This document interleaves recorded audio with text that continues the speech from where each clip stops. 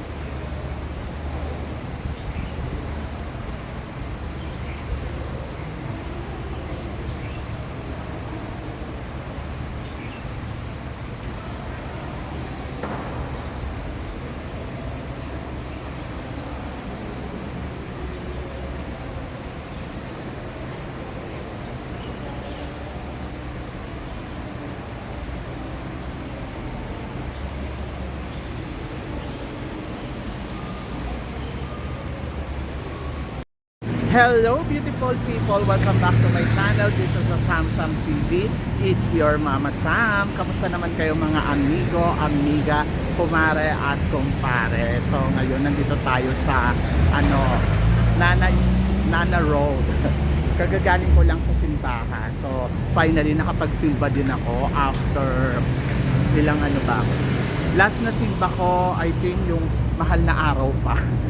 Ngayon lang uli ako nakabalik ng simbahan, grabe. So, kasi sobrang busy, pagkatapos alam mo yun, daming ginagawa. Tapos minsan Sunday, naka-duty ka pa doon sa temple. Ay nako, pero eto talaga, promise ko, every Sunday this coming October, sana makapagsimba talaga ako ng kada Sunday. So, syempre naman, parang kailangan natin magbigay talaga ng magandang relationship with God. Hindi lang sa pagdadasal, kailangan din syempre pupunta din tayo sa simbahan. Alam mo yon, napaka-importante kasi noon para sa akin. Kasi syempre di ba, relationship with God, hindi ka maliligaw, promise.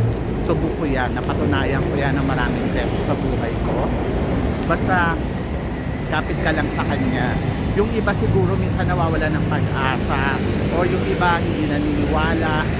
But guys, promise, walang imposible sa itaas, manalig ka lang sa Kanya.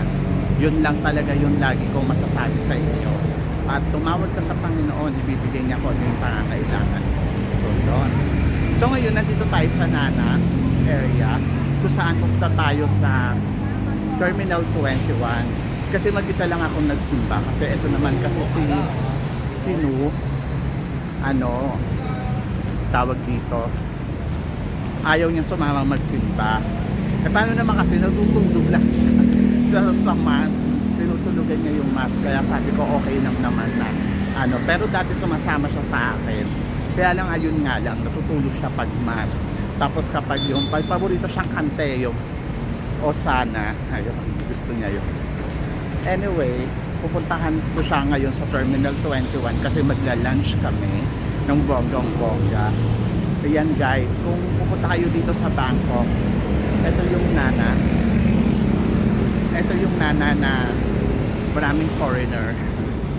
Marami ding mga, alam mo na, mga nagtatrabaho dito na holder. So ayan.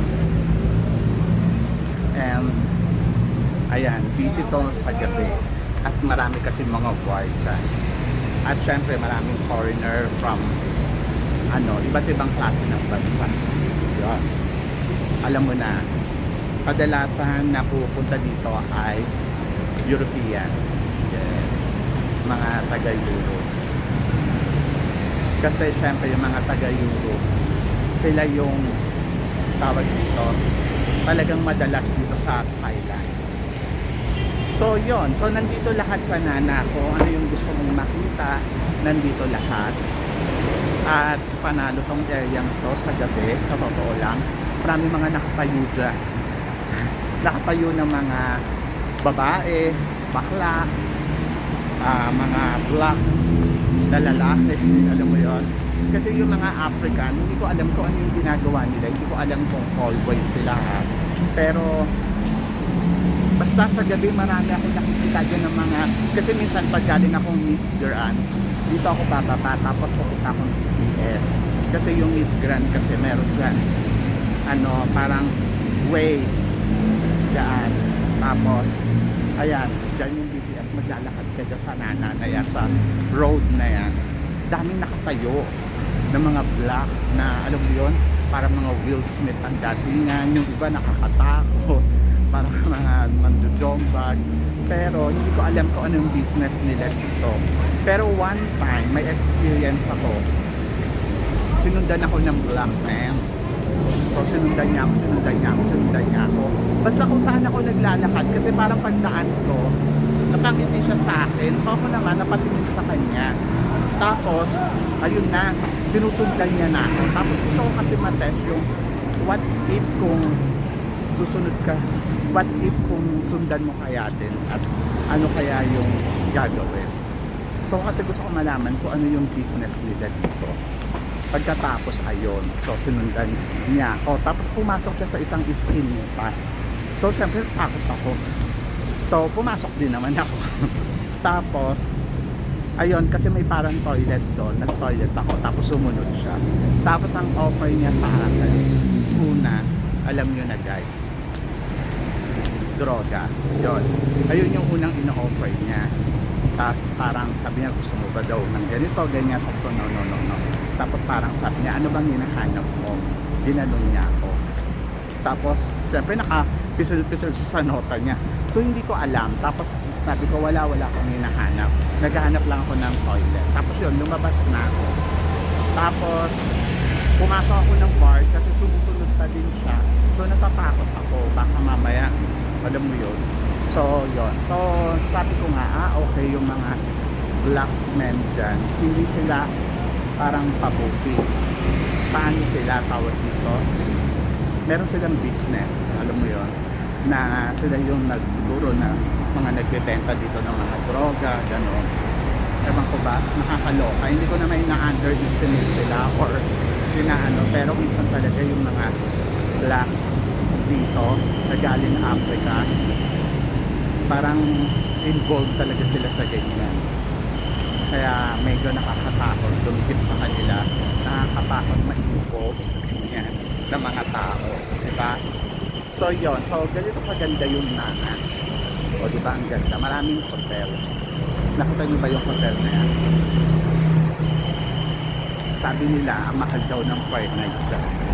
Umaabot daw ng 10,000 at 100,000 a month kung dyan ka titira. Diba? So yun, grabe, pero winner naman.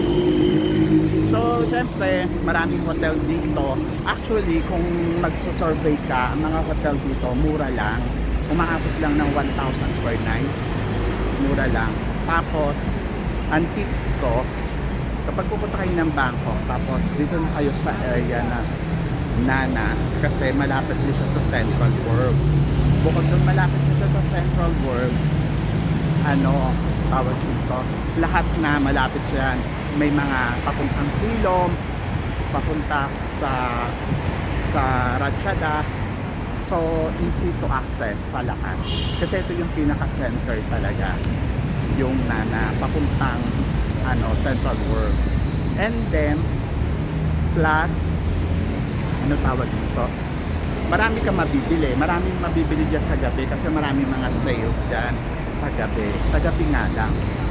Minsan na gusto ko pumunta uli dyan kasi gusto ko bumili ng mga tie shirt, kasi pag Tuesday ayun yung suot namin. So wala naman sila gagalaw dyan kung hindi mo naman sila gagalawin din. So yun lang yung maganda, kasi dito naman sa Thailand kahit gabi safe ka maglakad, walang masyadong mga masasamang tao talaga na alam mo yun. Kapag hindi ka naman nila gagalawin kung hindi mo naman sila ginagalaw. So ang tip ko lang, syempre, don't involve yourself sa kanila.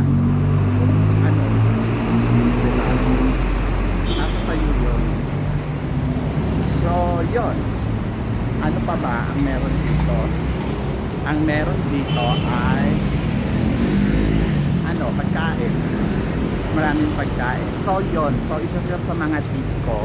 Pag dito ka kasi sa Nana area, easy to go to Terminal 21. Alam nyo ba guys, ang Terminal 21 ay isa sa mga pinakamura pagdating sa food. Kasi sa food court niya, ewan ko ha, sa lahat na napuntahan ko ditong mall, talaga around Thailand siya yung pinakamura na pagkain. Yung tipong 100 mo, ang dami mo nang mabibili. Busog ka na nun. Ayun. Kaya gusto ko talaga Terminal 21. Kahit yung mga friends ko, gusto nila yon Terminal 21. Kasi nga, the best. Maraming kumakain doon. Saka yung pagkain sa labas, ayun din yung makakain mo sa Terminal 21. So, saan ka pa? So, yun. Kung gusto mo makatipid at mabusog ng bonggang-bongga at matikman ang mga iba't ibang klase ng pagkain dito sa Thailand, go to the Terminal 21. Dahil sa Terminal 21, siguradong panalo ka. Di ba? So, yun. So, yun. Parang sa akin, mas safe ang Thailand at ano siya, parang komportableng maglakad, komportableng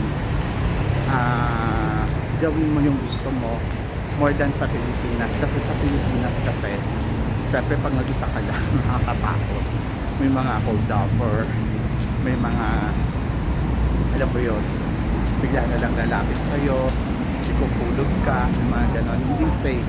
Dito kahit magsuot ka ng alahas sa gabi, ayun, safe naman. Saka syempre maraming taxi. Sa taxi, siguro pag tourist ka dito, matuto ka din na maging wise. Use BTS. Yung BTS kasi, pag ginamit mo siya, buong tawag dito, trip mo, one day, 150 mula alas 7 ng umaga or alas 6 ng umaga hanggang sa alas 12 ng ating gabi. Kahit gamitin siya na madaming beses, anywhere you go. O, saan ka pa? E di doon ka na sa doon ka na sa BTS. Kasi yung BTS, access siya sa lahat. So, yun. Parang mas easy. Mas easy mo malilibot yung Thailand. So, use BTS. 150 baht per day. Sabihin mo lang, one day passes. Ganon. So, not bad. Diba? Kasi naman yung mag-taxi ka. Ang taxi is 100 yung pinakamalapit. O, minsan madadaya ka pa. May mga mandadaya pa dito. Meron din, lalo na kung foreigner ka, talagang tatagain ka ng bonggang-bongga. Yeah. So yun, so marami naman magagawa dito sa Thailand kasi very unique yung country nila at madami.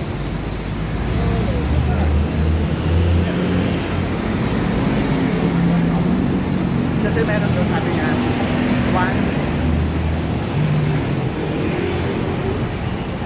one shirt, walang pants. Oo. So yun. 199 daw. 1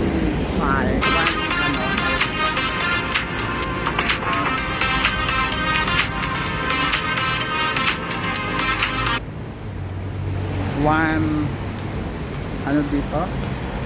Yung coat, tapos dalawang panloob, saka dalawang necktie. Dapat may pants din. Ayun. So guys, malapit na ako sa Terminal 21. Imimit ko na si Lu ng bonggang-bongga. Kasi si Lu ay nasa Terminal 21. Ayan. So yun guys, nandito na tayo sa Times Square. At kung saan ay lulusot tayo dito papuntang papasok doon sa Terminal 21. So guys, Paano yan? See you later. So guys, sa mga hindi pa nakaka-subscribe dito sa channel ko, please don't forget to click like and subscribe my channel at i-click nyo na rin yung notification bell para lagi kayong updated syempre sa mga chika natin. So guys, hanggang dito na lang. Hanggang sa muli natin chikahan.